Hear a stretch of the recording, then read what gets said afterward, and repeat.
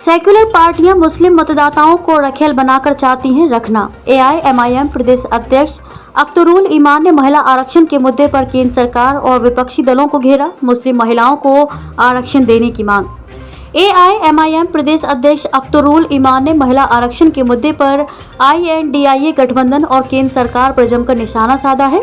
मंगलवार को पत्रकार वार्ता के दौरान श्री ईमान ने कहा कि मुस्लिम मतदाताओं को ये लोग रखेल बनाकर रखना चाहते हैं, इसलिए जब माइनॉरिटी का मुद्दा सामने आता है तो सभी चुप हो जाते हैं। उन्होंने कहा कि सारी पार्टियां हिंदुत्व का कार्ड खेलने में लगी हुई हैं और तथाकथित सेक्युलर पार्टियों ने दिखावे के लिए ओबीसी आरक्षण की बात तो की, लेकिन किसी ने अल्पसंख्यक महिलाओं के आरक्षण की बात करने की हिम्मत नहीं दिखाई।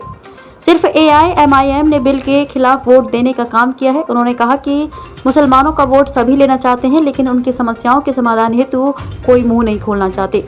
वहीं एआईएमआईएम को गठबंधन से दूर रखे जाने के सवाल पर उन्होंने कहा कि अल्पसंख्यकों को ये कि रखेल समझते हैं। उन्होंने राजद, जेडीयू, कांग्रेस पार्टी का बिना नाम लिए निशाना साधते हुए कहा कि इन्हें हमारा वोट प्यारा है, लेकिन ये सत्ता में साझेदारी नहीं देना चाहते, इसीलिए एआईएमआईएम से इन लोगों ने दूरी बनाकर रखी है।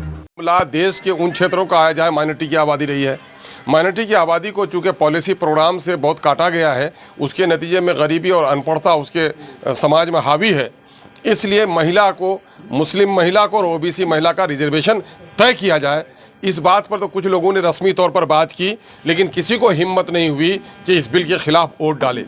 और हमारे राष्ट्रीय अध्यक्ष जनाब बैरिस्टर असदुद्दीन अवैसी साहब ने और हमारे पार्टी के मुअज़्ज़ज़ रुकने पार्लियामेंट जनाब इम्तियाज़ जलील साहब ने इसके खिलाफ वोट डालकर इस बात का सबूत दिया कि हम सब कुछ बर्दाश्त कर सकते हैं, लेकिन जो हकमारी होगी हमारी, हम उसको बर्दाश्त नहीं कर सकते हैं। तो इस हकमारी के ख़िलाफ़ हमारे लोगों ने जो आवाज़ उठाई है, हम उसके लिए उनको मुबारकबाद देते हैं।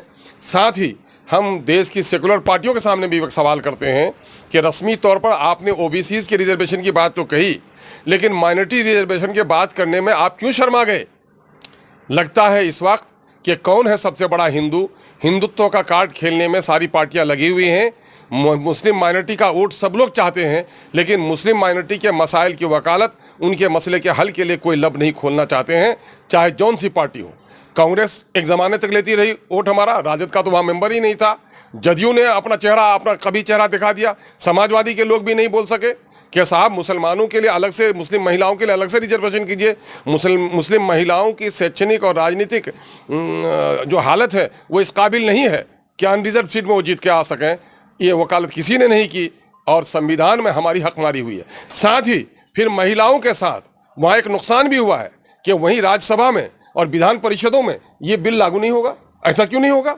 वहाँ भी होना चाहिए, लेकिन ये अपने मन के, चूंकि उसमें बड़ी पार्टियों के सत्ता में जो लोग हैं वो लोग नॉमिनेट करके भेजेंगे, इसलिए वो अपने मन के लोगों को भेजेंगे, तो वहाँ महिलाओं को नहीं भेजेंगे। जनता चुनेगी तो रिजर्वेशन की बुनियाद पर महिलाओं को चुनेगी, लेकिन पार्टियों को जब नॉमिनेट करने की जरूरत पड़ेगी तो वहाँ पर ऐसे लोगों को अवसर नहीं देंगे। इसके माने ये सरकार दो तलवारी खेल खेलती है। एक तरफ महिलाओं की रिजर्वेशन की बात करती है, दूसरी तरफ महिलाओं की हकमारी भी करती है, और तीसरी तरफ समाज के जो पिछड़े लोग हैं और मुस्लिम माइनॉरिटी के लोग हैं जिनकी सामाजिक, आर्थिक, राजनीतिक स्तर बहुत ही दयनीय है, उनके लिए रिजर्वेशन का कोई प्रावधान नहीं करते हैं। इसलिए हम अपने पार्टी के लीडर को मुबारकबाद देते हैं और उन तमाम तर लोगों पर एक सवाल या निशान खड़ा करते हैं कि उन लोगों ने आखिर ज़बान क्यों नहीं खोली। ये बात जनता तक जानी चाहिए। हमारी यहाँ की मासूम और भोली भाली जनता ये चौराहे में आकर ये जमूड़े जो डुगडुगी बजाते हैं उन्हीं की बात समझ लेते हैं, लेकिन पार्लियामेंट और असेंबली में जहाँ देश की तकदीर का फैसला, जहाँ देश की तस्वीर को बदलने का फैसला, जहाँ क्षेत्र के विकास की योजनाएं बनती हैं, वहाँ इनका किरदार कितना दुरुखा किरदार है ये बताने की ज़रूरत है। इसी के लिए हमने इस प्रेस को आज आपको दावत दी है। बिहार में जो महागठबंधन या इंडिया गठबंधन की बात हो रही है, वो भी इस बिल के अचानक समर्थन में आ गए, कहीं कोई सुबगाहट नहीं? भाई, बिल के समर्थन करने में हमको इनकार नहीं है। बिल की पेशी तो 2010 में काफी लंबे समय से इसकी बात चल रही थी, लेकिन मामला ये है कि जब बिल पेश किया जाता हो तो वो चीज़ें जो इम्प्लीमेंटेशन के तौर पर जा रही हैं, तो अब वहाँ पर नियमावली बनेगी, हक तय होगा, वहाँ पर इन लोगों ने ज़बान क्यों नहीं खोली? ये लोग जो कहते हैं कि माइनॉरिटी के हम चैंपियन हैं, हम इंसाफ के साथ तरक्की की बात करते हैं, हम सबके हक हकूक़ की बात करते हैं। मोदी जी तो कहते हैं सबका साथ सबका विकास, ये तो उनका दोरुखा पॉलिसी है। वो सबका विकास, माइनॉरिटी और पिछड़ों का विनाश। वो विकास किया धीरू भाई अंबानी का और उस जैसे लोगों का, गरीबों का नोटबंदी और कोरोना बंदी के नाम पर देश को तो उसने रसातल में पहुंचा दिया है। चाइना के सामने में सिकुड़ गया है 56 इंच का सीना, और देश में रुपए की जो कीमत घटी है और बेरोजगारी जो बढ़ी है वो सब देख रहे हैं। लेकिन मामला यह है कि माइनॉरिटी के साथ जब इंसाफ की बात आती है तो आखिर क्या वजह है कि माइनॉरिटी के ताल्लुक से सब लोग मुंह को सी लेते हैं।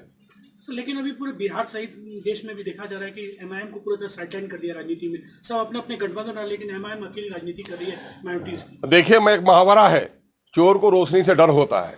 तो ये तमाम तर वो लोग जिन लोगों ने माइनॉरिटी की हक मारी की है, माइनॉरिटी का वोट लिया है, माइनॉरिटी को हिस्सा नहीं दिया है, ऐसे तमाम तर लोगों को डर है कि अगर लीडरशिप खड़ी हो गई, और खड़ी तो हो ही गई हमारी लीडरशिप, कौन रोक पाएगा कि ये अगर हमने इसको साझा किया तो ये अपने हक और हुकूक की बात करेंगे।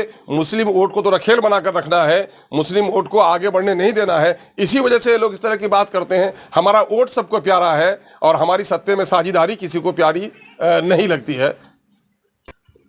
हमारे पार्टी के मैं इस यहाँ पर एमआईएम को साइड लाइन नहीं किया जा रहा है, क्योंकि माइनॉरिटी को साइड लाइन के लोगों ने करके रखा है। तो माइनॉरिटी के मुद्दों की जो बात उठाएगा उसको साइड लाइन किया ही जाएगा। सबने हमारी की है हक मारी, सबके दिल में है खोट, सबने दिया है हमको चोट। यही वजह तो हम कह रहे हैं कि अब अपनी पार्टी अपना वोट। तो हम जो कह रहे हैं ये बात, तो इससे इन लोगों को दिक्कत नहीं होगी क्या? जिस आबादी को गुलाम बना के रखना चाहते हैं वो, जिस वोटर को रखेल बना के रखना चाहते हैं वो, वहां पर हम उसके हक की बात करते हैं, उसके अधिकार की बात करते हैं, उसके सम्मान की बात करते हैं, संविधान ने जो अधिकार उनको दिया है उस अधिकार की प्राप्ति की बात करते हैं। तो यकीनन है कि जिन लोगों ने हमारे साथ बेईमानी की है उनको परेशानी होगी। यही तो है दूध का दूध और पानी का पानी, कि माइनॉरिटी के इश्यूज के साथ कौन है और माइनॉरिटी के साथ कौन नहीं है।